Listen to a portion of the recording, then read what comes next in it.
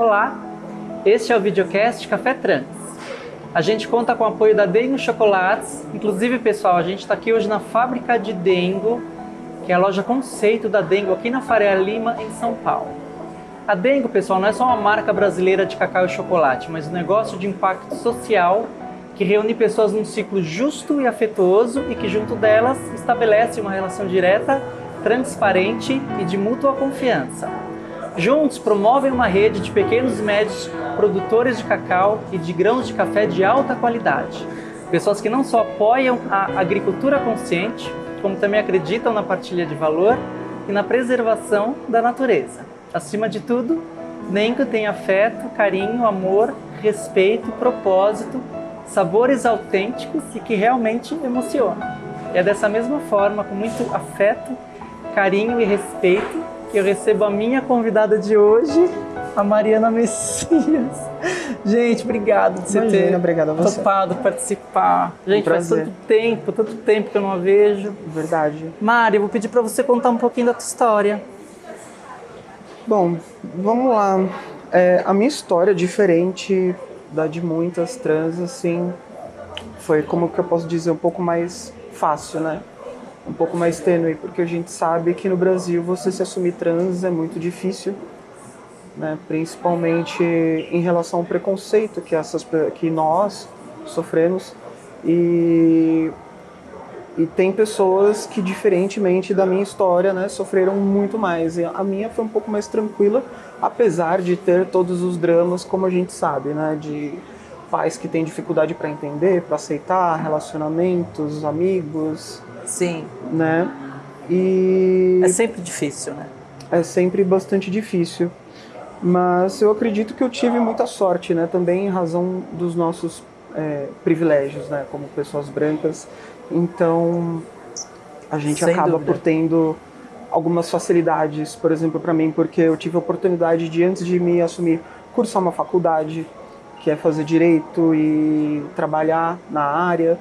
Então isso foi me ajudando de alguma maneira, porque quando eu me assumi também, eu me assumi num local que era muito receptivo. Então eu tive a sorte de estar num ambiente de trabalho que eu tive uma recepção ótima, que não sofri nenhum preconceito.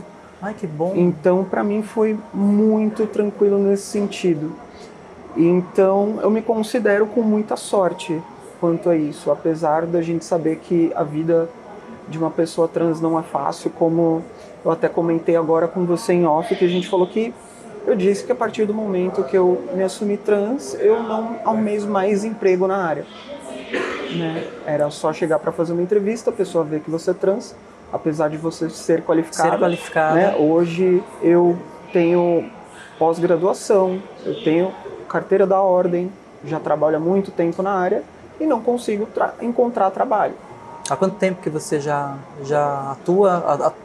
Desde quando que você se formou? Eu me formei em 2011 e tirei a minha UAB em 2015, porque no local que eu trabalhava não precisava da UAB. Não precisava. Então, eu deixei para tirar depois e fui estudando. Aí quando eu quis advogar, que eu gosto, né, um ofício que eu gosto de fazer, você encontrou esses obstáculos? Eu encontrei esses obstáculos. E só arrumei trabalho assim por contatos, né? Por uma rede de contatos que eu já tinha antes, né? De pessoas que me apoiavam. Que aí, por exemplo, escritório de amigas, parceria com outras amigas. Então, mesmo a gente tendo todos esses privilégios, a gente ainda esbarra no preconceito. A gente sente na pele ainda. A gente sente na pele, com certeza. Isso porque temos esses privilégios, Isso porque nós temos, né? Pra gente ver que mesmo dentro das minorias existem, né? Esses privilégios. Mesmo a gente tendo eles, o preconceito dá um jeito de encontrar a gente. Sim. De encontrar, e a gente sente na pele também, a gente vê o quanto que é duro, né? A gente tentar ser o que a gente é. Né? E levando em consideração o que todo mundo sempre comenta, que é o quê? Que no Brasil é o país que mais mata pessoas trans e travestis e é o mesmo que consome um número elevadíssimo de pornografia. De pornografia trans. Então a gente fica nesse dilema. Mas apesar disso... Inclusive acho que é pelo 4º ano consecutivo que o Brasil lidera o ranking Exatamente. de assassinatos de pessoas trans, né? Sim. E também lidera o ranking de consumo de pornografia trans. Concomitante isso, né? Essa objetificação do corpo trans, né? Ao mesmo tempo em que sofre o preconceito e essa marginalização, tem essa objetificação, né? É difícil, gente. E uma coisa que você mencionou muito interessante é a questão do estudo, né? Porque pessoas brancas sabemos que temos muitos privilégios, né? E como você disse, mesmo sendo uma pessoa branca, você não conseguiu mais atuar da forma como você desejava na área. Você fazia as entrevistas e você percebia que existia um bloqueio, se tornava um obstáculo pelo fato de você ser uma mulher trans. Sim, sim. Porque nunca é dito... Não, ninguém vai falar isso nunca. Exatamente. Ah, você é trans. Mas é velado, né? Você velado. percebe, né? Você percebe pelo tratamento, muitas vezes que você vê que a pessoa já fica assim, né? Então, a gente sente... e não só isso, em muitos locais de trabalho, né, ainda existe preconceito, passei por várias formas de preconceito também. Às vezes, por exemplo, por despreparo de funcionários. E, para dar um exemplo, hoje eu trabalho numa multinacional. Sim. Que parte do trabalho, assim, como eu posso dizer, de conferência de documentação, né? Porque como você é uma funcionária de uma empresa global, é normal que a sede tenha seus documentos também, né? Tenha seu registro. E lá eles não entendiam que é uma pessoa trans, simplesmente. Que precisou eu acionar o meu chefe, que acionou o chefe dele, que acionou o RH, né, para entrar em contato com o RH internacional e falar, gente, vamos acordar que existe pessoas trans, porque nossa, gente, isso foi tinha uma agora, divergência, foi agora. Tinha uma divergência de documentação. Assumo minha culpa, por quê? Porque eu, desde que eu fiz a minha alteração do registro civil, alguns documentos eu ainda não mudei. Como o registro de um banco. Porque eu não estava usando aquela conta e falei, vou atualizar essa conta quando eu precisar usar. Só que aí eu entrei nessa empresa e não tinha atualizado a documentação ainda e constava o nome antigo. E eles não entendiam, porque eles falavam, eu tô aqui empregando a Mariana, por que eu tenho que depositar no nome dessa pessoa? É da família? Quem que é? E quando você vai explicar, olha, eu sou uma pessoa trans, e as pessoas não entendiam, aí precisou toda essa burocracia. E isso não deixa de ser, né, uma forma de transfobia velada por despreparo, né? Por despreparo de uma empresa em outro tipo de... entender essas questões. Entender essas questões. Então são coisas assim que uma pessoa cis não sente, não vê. Só a gente que sente, a gente ali vivendo, né? E isso... volto a dizer que estamos aqui revestidos do nosso privilégio, né? Porque uma pessoa que é mais humilde, que se assume numa periferia, que não tem acesso a nada, ela vai sofrer inúmeros preconceitos a mais, né? Que a gente sabe. Então, para você ver muita violência, né? Como o preconceito ele está em todas as escalas possíveis e imagináveis. E a gente sendo trans, a gente não vai escapar de maneira alguma. Sim. Mas a gente persevera, né? A gente continua, a gente luta, a gente resiste. Sempre. A caminhada não pode parar. Jamais, né? Jamais. São passos sempre difíceis, árduos de dar, mas a gente sabe que passo a passo a gente vai desconstruindo coisas para conseguir promover uma construção melhor, né? Gerando reflexões, trazendo conhecimento. Essa questão da transfobia estrutural que ocorre dentro de empresas ainda por conta dessa falha de um preparo de inclusão, é uma transfobia que está em todas as pessoas, né? Inclusive, ela permeia até as minorias também. Sim. E o que dificulta também, né? O que dificulta mais ainda. para E essas é a pessoas falta do conhecimento. terem acesso ao conhecimento, terem acesso ao estudo. Porque eu não sei pra você assim, mas eu lembro de muitas coisas, porque o preconceito ele vem desde cedo, dependendo da pessoa. Porque quando às vezes a gente performa uma identidade, uma performance, né, diferente do que esperam de você desde cedo, né, já existe o preconceito desde cedo, Exatamente. né? E Você não é nem trans, nada. Né? É só pelo fato de você sair da caixinha. exatamente. E eu sofri isso quando criança, né? Porque sempre tem aquele preconceito, o viadinho da escola e não sei o quê. E eu lembro que eu cheguei a sofrer, mas eu já vi pessoas sofrendo mais de chegar a ponto de sair da escola, né? De sofrer um bullying desse tamanho que não consegue estudar, tem problemas, né, de aprendizado por causa disso. E sai da escola e fica marginalizado e não tem acesso a estudo, não tem acesso a trabalho, né? Então é uma questão muito delicada, que quando afeta essas pessoas assim desde cedo, Sim. é muito triste, muito triste. É a construção social que começa a entrar em pauta agora com mais evidência, né? A construção social é desde criança. E o que você falou que a gente vai performando, ou a gente deixa de performar sobre as expectativas que são depositadas em nós desde criança por conta do gênero biológico. Exatamente, a gente deixa de performar, Isso. né? A gente deixa de ser o que é para tentar se ajustar no que a sociedade dita como comum. Sim. E como normal, e você começa, né, a viver aquilo, mas lá dentro a gente sabe, né, que a gente está mentindo, que a gente não é daquele jeito. Aí começam os conflitos. Então, vem desde cedo, né? Isso é sério, viu, gente? Eu até mencionei isso com uma outra convidada numa outra ocasião, de que esse problema da transfobia ou da homofobia, ou seja, essa falta ainda de uma compreensão geral de que a condição cis e a condição heteroafetiva, elas são iguais à condição trans e à condição homoafetiva, isso é da natureza humana. E essa falta de compreensão não se trata apenas de minoria. Por exemplo, há crianças que têm uma identidade de gênero correspondente ao gênero biológico, né? É sabido ali que a partir dos 4 anos de idade a criança já tem a sua maturidade neurológica para compreender o próprio gênero. Então tem crianças de 5, 6, 7 anos que nasceram meninos e se entendem e se compreendem como meninos, mas que querem se expressar, querem ter uma liberdade de expressão maior. Querem brincar com uma boneca, querem brincar com meninas e já sofrem preconceitos aí. A gente tem que começar a ter essa compreensão de que as fobias sociais, elas não são direcionadas apenas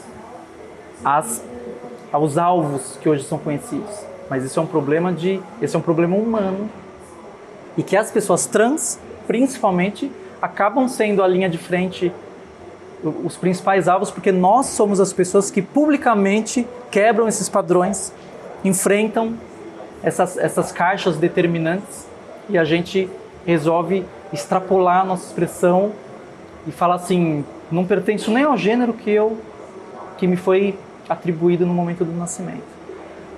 É urgente, é uma emergência essa desconstrução social, né? Ela é um problema gravíssimo humano, não só das minorias relacionadas às comunidades LGBT. Mari, você mencionou que você não teve, com relação à família, você falou que não foi teve os dramas, claro, que toda pessoa tem, em geral, mas você falou que, como é que foi, assim, se você não se importar em compartilhar isso, quando você revelou-se como uma mulher trans, para sua família, para as pessoas que você mais ama, para suas amizades mais próximas, como é que foi essa apresentação ao mundo? Bom, então falo sim, claro, não tem problema. Eu estava pensando aqui, tentando resgatar na memória naquela época, que já faz um tempinho, já fazem, eu acho que 12 anos. 12 anos? mais ou menos isso. Eu lembro quando eu soube. A gente já não tinha mais contato, mas eu lembro. E eu fiquei assim... Eu lembro que no momento eu fiquei assim...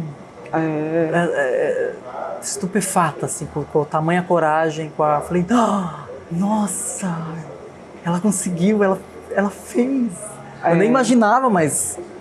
Porque realmente requer muita coragem, né? Requer uma força, assim, e a gente já vem estudando isso desde antes, né, de se assumir. A gente já vem pensando, já vem sofrendo. Então, assim, fazem 12 anos que eu me assumi, mas, né, o trabalho vem bem desde antes disso, que eu já me entendia, que eu já tentava ali buscar informações, até porque 12, 15, 20 anos atrás era muito mais difícil ter as informações. O acesso, né? O acesso a informações como a gente tem hoje. Porque, por exemplo, hoje, que sorte, né, de muita gente no YouTube ter canais que nem o seu, que traz esse tipo de informação, porque aquela época era só canal gringo, era só canal americano, das mulheres trans-americanas falando sobre transição, sobre ser mulher, e aqui a gente ficava meio assim, né, meio sem saber isso quando já tinha o YouTube, porque desde antes disso aí a gente não tinha acesso como, nenhum. não tinha acesso algum, né, só conhecendo pessoas, tendo, né... E era raríssimo também de se encontrar uma pessoa trans. Então, aí fui, né, me inteirando do assunto, até chegou um momento em 2012, 2011, foi por aí, então, foi entre 2010 e 2012, mais ou menos. Foi no momento que você estava se formando, então? Foi um pouco depois de formada. Se formou Me formei em 2011, você falou? Então foi 2012. Aí, eu já munida de todas as informações, cheguei para os meus pais, falei, né? Aí teve aquele drama de choro, e no começo eles não entendiam o que era uma mulher trans, né? Principalmente por eu ficar com mulheres também. Eu sempre me relacionei mais com mulheres. Confusão para eles. Então eles não entendiam por que, né, de eu me relacionar com mulheres e querer me assumir, né, toda aquela questão de identidade de gênero, da e orientação sexual. Orientação sexual, que são coisas totalmente diferentes. E foi um longo processo, mas eu tive sorte, por quê? Porque eles não entendiam, mas ao mesmo tempo eles tinham vontade de buscar as informações, de tentar compreender. Tanto é que eles que conseguiram, a terapeuta que eu fiquei durante muito tempo, através de contatos que eu não sei com que pessoas eles entraram em contato, que eu cheguei até essa mulher, que ela é uma pessoa muito influente no meio LGBT, não sei se você conhece, que é a Edith Modesto. Não. Que ela tem o grupo GPH. Terapeuta. Ela é terapeuta, ela tem o grupo GPH, de grupo de pais homossexuais, que é homossexuais, mas engloba, né, pessoas trans, não binárias. Que legal, e é um trabalho lindo dela. que ela faz há mais de 20 anos, assim. Edith Modesto. Modesto, gente, eu não conheço. E ela é maravilhosa, um beijo, Edith, te amo. Ai, e muita gente da comunidade conhece ela. Ela é muito fluente, ela tem muitos contatos, e conhecê-la foi um privilégio, assim, de poder ter uma pessoa tão boa que, né, pode te guiar, pode te ajudar em todos os sentidos. Então, eles estavam dispostos, só que a barreira da idade segurava muito eles porque eles não conseguiam, né, me enxergar como mulher. Então, até o último dia deles, eles já são falecidos, eles me chamaram no masculino. E tem uma hora que você desiste, né, de brigar, que eu via que eles já estavam idosos, doentes. Eu falei, deixa eles me chamarem o que eles quiserem, são pais, né, eles nos deram a vida. Então, e porque você percebeu que eles se esforçaram. Eles se esforçavam, só que eles não conseguiam. Só que não conseguiam. A barreira da idade não deixava. Isso acontece mesmo. Né? Em algumas Você vê que não é por maldade, a pessoa não consegue mudar. Mas eu vi assim que existia amor, né? Existia amor. Claro. E até o último momento deles, assim, eles demonstravam afeto, protegiam. Eles ficavam bravos quando eu sofria algum tipo de preconceito. Eles ficavam até mais preocupados que eu. porque eu falava, não tem problema, eu tô acostumada, né? Eu comecei a transição sabendo que eu ia viver isso, né? Já tendo aquela certeza, mas... Então, por isso que eu digo que eu tive muita sorte, né? Não foi como em muitas famílias, por exemplo, que a pessoa apanha, que ela é jogada para fora de casa, expulsa. Então, nesse sentido, eu tive muita sorte. Então, eu acho que boa parte da minha boa saúde mental devo a eles. Com certeza. Né? Porque, com certeza. Né, fez o começo dessa transição muito mais fácil. Bem mais fácil.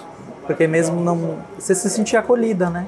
Sim, sim. Né? Independente Apesar deles... dos pesares, né? Existia acolhimento. Existe acolhimento, amor. Eles buscaram um acompanhamento para você...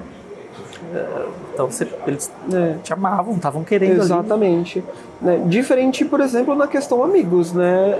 Perdi como é que todos. foi? Como assim todos? Todos, todo mundo foi embora. Ficou assim, dá pra contar nos dedos de uma mão. Todo mundo foi embora. Não ligo, também entendo que é uma questão assim... Você fala foi embora assim, você não tem mais contato com essas pessoas? Não tem mais contato nenhum. É como se teve uma ruptura ali... Foi assim, olha, gente, tô me assumindo, beleza. A gente tchau, entende. Não é tchau, a gente entende, mas a gente se fala, tá? Entendi. A gente se fala, tá? A gente vai se falando. E aí 12 anos se passaram. Que coisa. Como eu disse, tem aqueles que ficaram, né? Que a gente tem contato ainda, mas pouquíssimos. Não ligo, não desejo mal, não guardo rancor.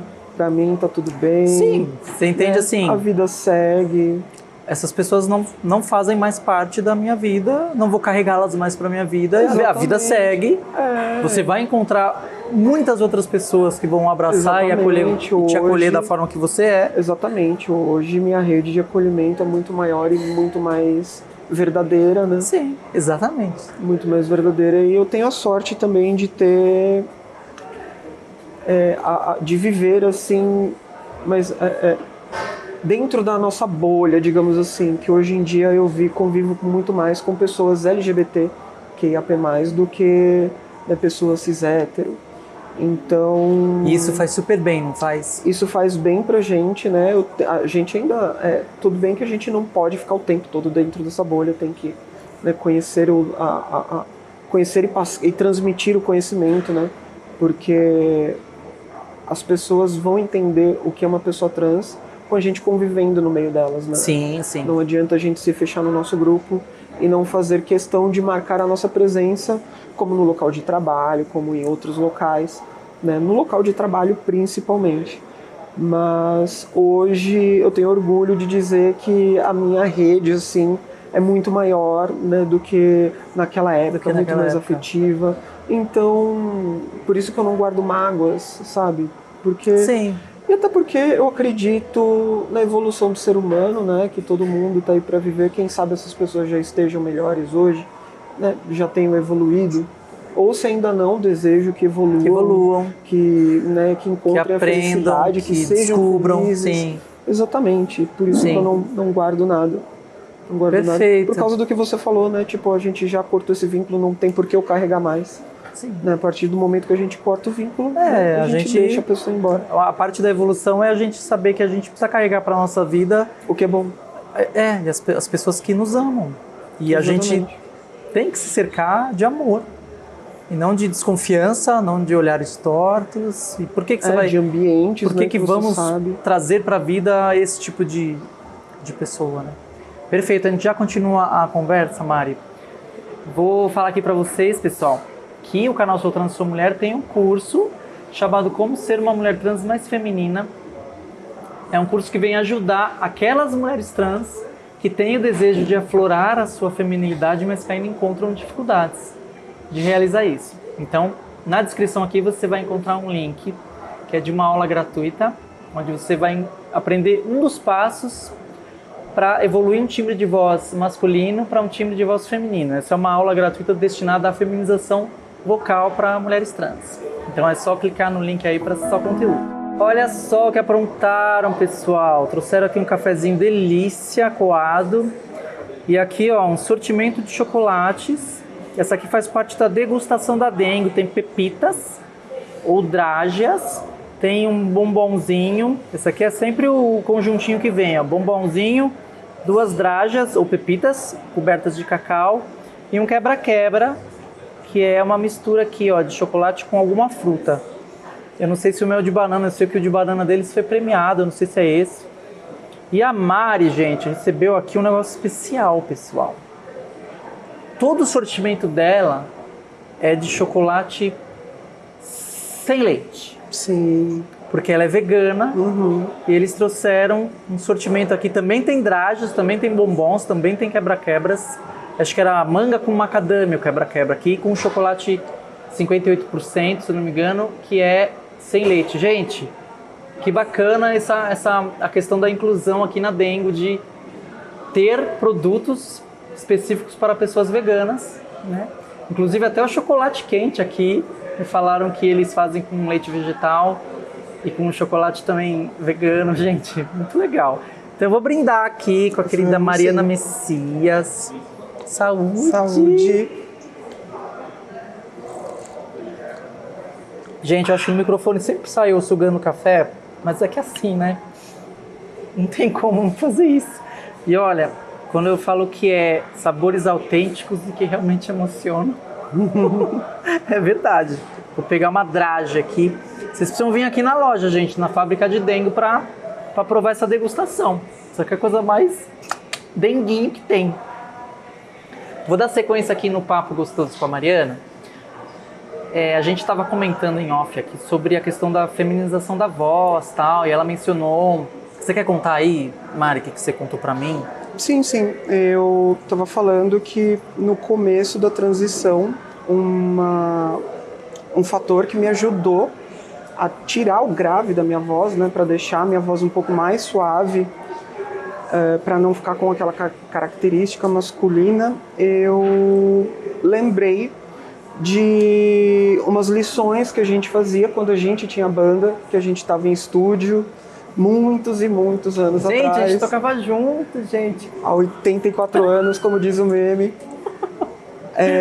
Que a gente estava no estúdio e você me ajudava, porque eu também cantava, fazia backing vocal na banda, a treinar a voz, né? Como modular a voz, como entender o timbre da sua voz. E a gente fazia alguns exercícios de vocalização com você no teclado, né? Mostrando como atingir o timbre. E quando eu quis, né, fazer essa mudança na voz, eu lembrei desses exercícios que a gente brincava entre uma música e outra e fui incluindo na minha vida. E com o passar do tempo, né, minha voz foi se acostumando, foi ficando nesse tom, né, que para mim me deixa mais confortável para falar. E hoje é uma coisa natural, tanto que a voz, como era antigamente, eu tenho que forçar para falar. E deve ser desconfortável, né? Sim, é incômodo. Até dolorido. Não chega a doer. Não chega a doer, né? Ai, perdão. Imagina. Não chega a doer, mas gera um incômodo assim na voz, né? Para tentar chegar naquele timbre novamente. Mas... Ai, desculpa que eu tava... Imagina, é uma força na laringe que você faz, né? Exatamente, a gente faz essa força na laringe e hoje eu tô acostumada a falar assim. Então, graças, né, aos nossos exercícios, às brincadeiras, que legal, olha, no estúdio, fico super feliz de saber que contribuir, né, de certa forma, para você conseguir fazer essa, vamos dizer assim, transformação timbrística, né, na voz.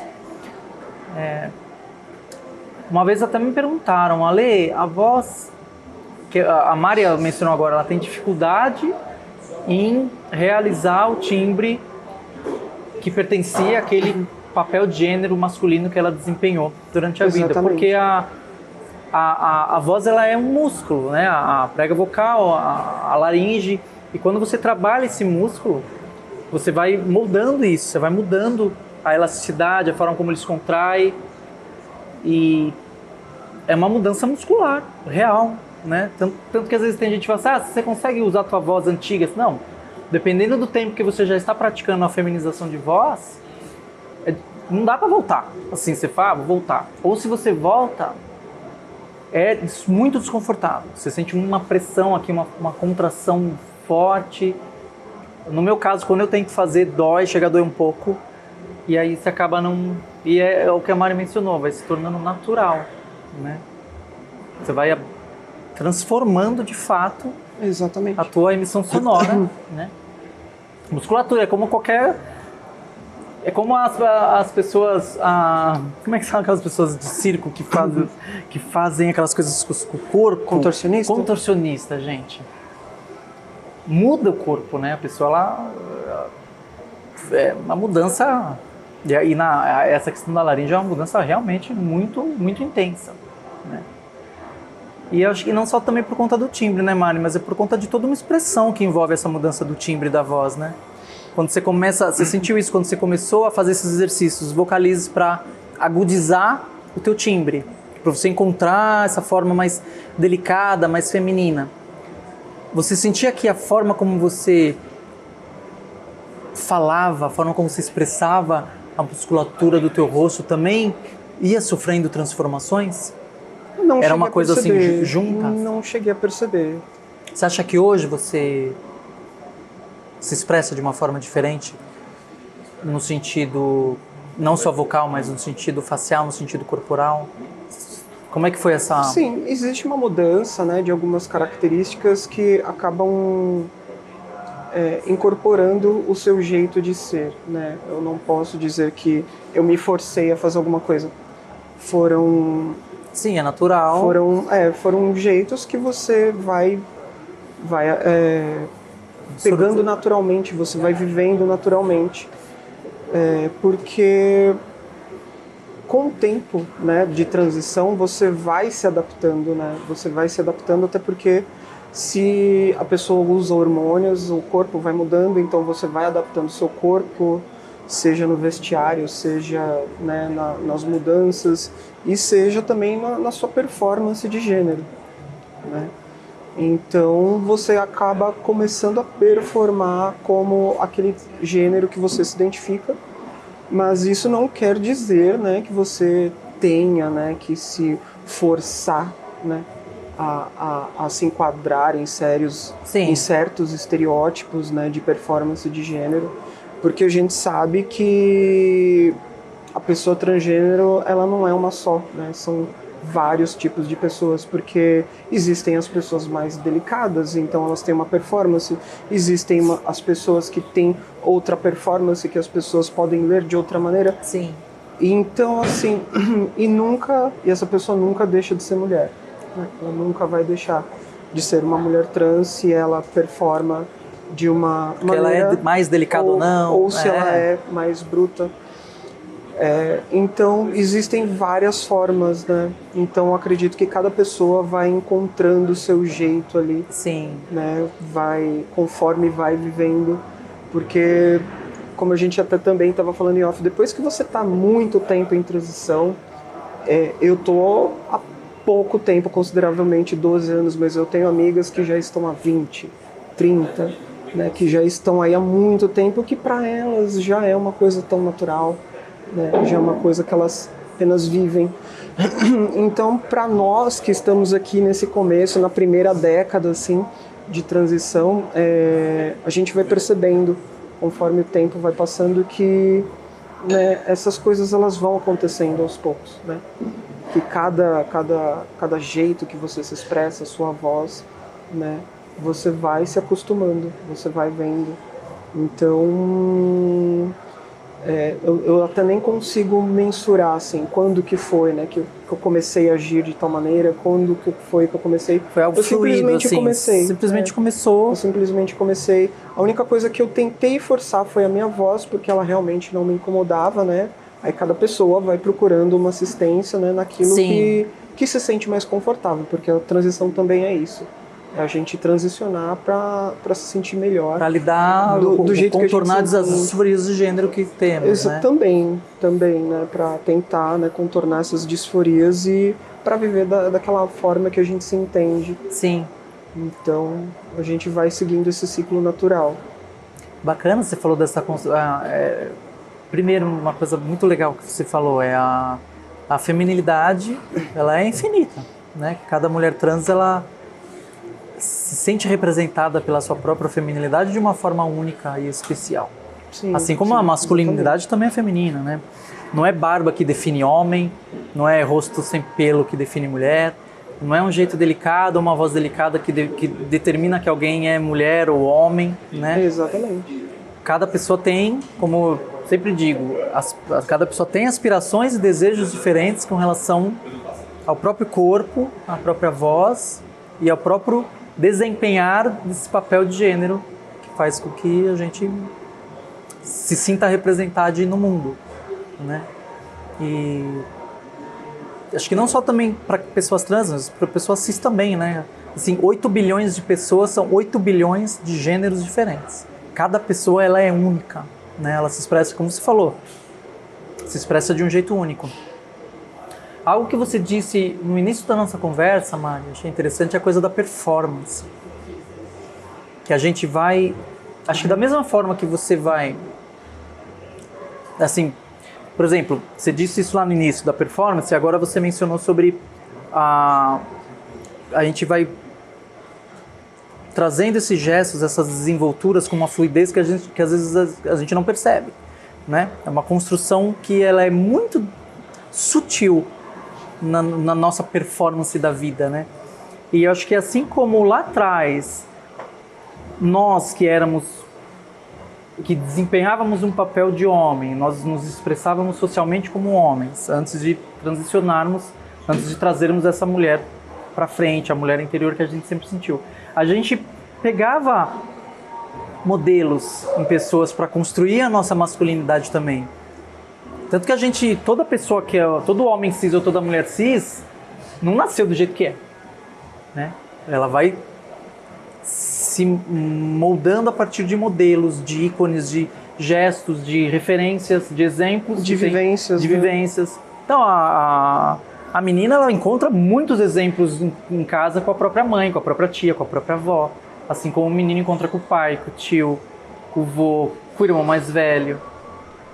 E aí quando a pessoa se constrói como adulta, ela tem tudo isso, todo esse coletivo de gestos e desenvolturas prontos ali para construir o seu próprio gênero. E eu acho que com a pessoa trans é igual. A gente Sim. começa a mudar a balança, né? De mudar esses gestos, essas desenvolturas relacionadas ao masculino, e a gente não faz assim, vira mulher, se expressa como mulher, fala como mulher, olha como mulher, caminha como mulher. A gente também tem ícones, a gente também tem pessoas que a gente fala que a gente se reconhece ali nela e a gente vai trazendo esses dados expressivos e a gente vai absorvendo isso, né? Eu acho que o nosso corpo ele constrói o nosso gênero a partir de quando a gente testemunha, depois a gente reproduz o que a gente testemunha e a gente internaliza o que a gente reproduz. E a gente vai performando nessa ideia de que a performance social presume uma plateia, né? A gente é isso, a gente vive uma performance, mas não é uma performance cênica falsa, é uma performance real. Todas as pessoas, sejam elas trans ou cis, são um agregado de informações, de gestos, de voz, de entonações. Tanto que todo mundo fala assim, tal pai, tal filho, tal mãe, tal filha. Você reconhece ali a informação. A minha ex-esposa toda hora vira pra mim e fala assim, Lê, você é igualzinha a sua mãe. Aí ela falou isso pra mim esse fim de semana. Eu falei, jura? Ela falou, eu nunca tinha percebido isso quando você se expressava como homem, mas como mulher. Você traz coisas, assim, o jeito que você reage a determinadas situações. E é isso, porque aquele modelo sempre esteve lá. E não é forçado, como a Mari pontuou aqui muito bem. A gente não força, a gente simplesmente absorve. Exatamente, porque decorre da sua vivência. Da vivência que a gente tem. Porque a partir do momento que você começa a viver, né, como você, como você disse, a gente tem as referências, né, tanto na família, quanto no mundo, quanto no estudo, né. Simone já falava, né, que a gente não nasce mulher, a gente se torna. Então, a partir dessa premissa, a gente começa a entender o que é se ver, se entender como mulher. né? E existe a parte da performance de uma maneira ou outra, né? Da gente, como você disse, a gente tem ali essas referências, mas também a gente tem a nossa personalidade. Então a gente absorve, né? Não de forma assim de copiar, mas a gente absorve pela vivência, pela experiência. A gente absorve o que é útil, A gente internaliza. né? Internaliza e performa e vive. Né? Por isso que eu disse que foi uma coisa muito natural, uma coisa, né, que o tempo foi dando, foi moldando. Sim. Né? E é uma evolução constante também, né? A nossa transição ela nunca para, ela é contínua, né? Porque transição não se trata só de hormônio, operação, cabelo, né? A transição ela se trata da nossa evolução como ser humano, né? Do jeito que a gente se entende, do jeito que a gente mostra para o mundo e também buscar ser uma boa pessoa, né, a partir disso. Sim. Basicamente. Perfeito. Você mencionou agora, Mari, a coisa do... que não é só o cabelo, não é só a roupa, não é só... E aí eu trago uma parte dessa transição de expressão de gênero, por exemplo. A partir do momento que você revelou-se publicamente como uma mulher trans, já faz 12 anos, né? Você tem muito mais experiência na transição do que eu, que faz apenas 2 anos que eu comecei essa trajetória, sendo quem eu realmente sou. Você... Como é que foi esse início dessa transição de estética, por exemplo? Indo agora para uma parte estética, com relação, por exemplo, a roupas, a cabelo, como é que foi isso? O que você achou? Como é que você começou a fazer isso? Também foi uma forma muito natural. Natural, porque no começo... Você já tinha cabelo comprido na época, sim, quando você transicionou, então eu tive cabelo comprido boa parte da vida, né? Boa parte da vida. Então... Era por conta disso também? Também. Porque você, também, por conta de uma feminilidade que você já sentia? Porque eu não me sentia bem de cabelo curto. Eu não me entendia com cabelo curto. Porque era um estereótipo, em geral, masculino. Também. Estamos dizendo que mulheres não podem ter cabelo curto e nem homens cabelo comprido, gente. Mas pra mim era mais uma questão estética mesmo. Pra mim eu gostava, mas depois eu fui entendendo também que eu gostava do cabelo comprido também né? Também por conta disso. Também por conta disso, mas pra mim sempre foi mais uma questão estética. Eu gostava do meu cabelo comprido. E então, como meu cabelo já estava mais comprido, né, eu comecei a passar muito essa condição mais andrógena, porque a transição ela começa bem antes, né? Eu digo 12 anos, foi quando eu me assumi para os meus pais e comecei a tomar hormônios, que até Sim. eu me assumi assim para amigos. Foi mais tempo. Porque também foi uma forma natural e gradativa. Por quê? Porque eu fui primeiro, contei para os pais, depois para os amigos mais próximos e fui aumentando, né, a rede para quem eu contava. Que até quando todo mundo já estava sabendo, foi aí que eu também contei no trabalho. Então foi um processo que demorou algum tempo, né, que não foi assim, pá, contei para pai, mãe, amigos, trabalho. Não foi planejado, né? Não foi planejado. Foi natural, como você disse. Mas o planejamento foi esse, deixar seguir naturalmente. Mas por quê? Porque eu já tinha um apoio profissional, né? Como eu disse, eu já estava em terapia. E foi me entendendo, sim, né, com o apoio de terapia, que eu falei, eu não preciso, né, ser drástica. Né? Eu posso ir me acostumando, estudando, me entendendo, né? Fazendo terapia, porque isso é importante. Pessoas procurem terapia. Terapia é uma das partes mais importantes da transição. Então, porque a gente precisa estar com a saúde mental em dia, porque ser trans é uma vida, né, difícil, né? Você sabe, a gente sabe muito bem. Existem conflitos internos que... E a gente precisa estar bem, né? Sim. A gente precisa estar bem. De preferência, terapia com uma pessoa experiente com pessoas trans. Exatamente. Não qualquer terapia. Exatamente. Então, quando eu fui me assumindo, eu também, a minha vestimenta também foi mudando. Primeiro ficou mais andrógena, depois foi ficando, né, mais diferente, até eu encontrar aquilo como eu me sentia confortável. Porque no começo a gente também não sabe, né, como se vestir, como se portar, o que fazer.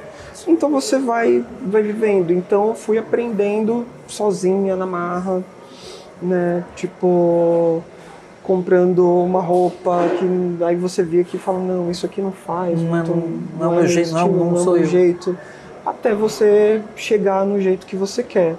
E também foi uma coisa gradual, né, até eu me entender, que levou algum certo tempo para eu chegar ali e falar, não, agora eu já tô sabendo onde ir, o que comprar, o que fazer. Porque também é uma parte difícil, né? Também é uma parte difícil, porque de repente você para e fala, nossa, vou ter que trocar um guarda-roupa inteiro, né? Por onde começar, o que fazer.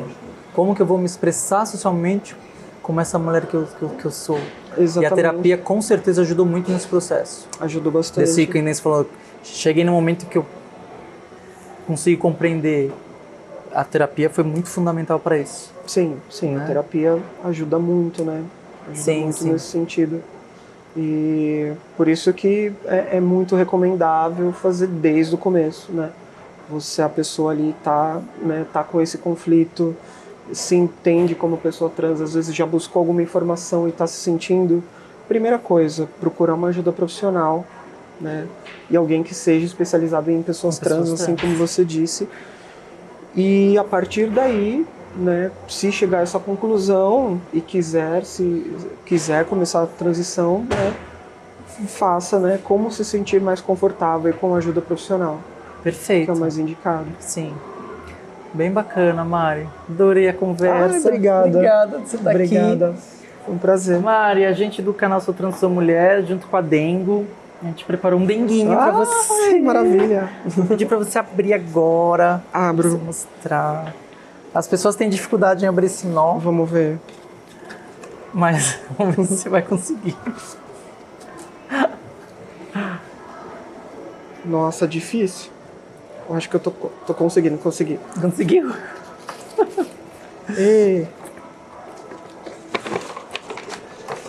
Ai, que lindo! Chocolate com a minha foto. Gente, chocolate vegano com a fotinha da Mari. Olha, adorei. Amei, obrigada. Obrigada mesmo. Adorei. Imagina.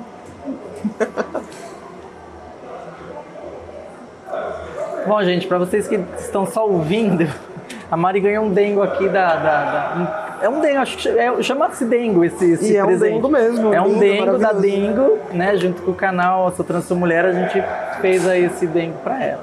Queria agradecer mais uma vez sua presença, adorei. Eu também. E venho lembrar novamente, pessoal, do link que está na descrição aqui sobre a aula gratuita, né? Uma aula destinada a um processo de feminização da voz. Vocês vão encontrar ali um conteúdo bem interessante. Só clicar no link. E queria agradecer novamente a Fábrica de Dengo por disponibilizar para a gente esse espaço maravilhoso e o pessoal que deu todo o suporte para a gente conseguir realizar mais esse episódio do Café Trans.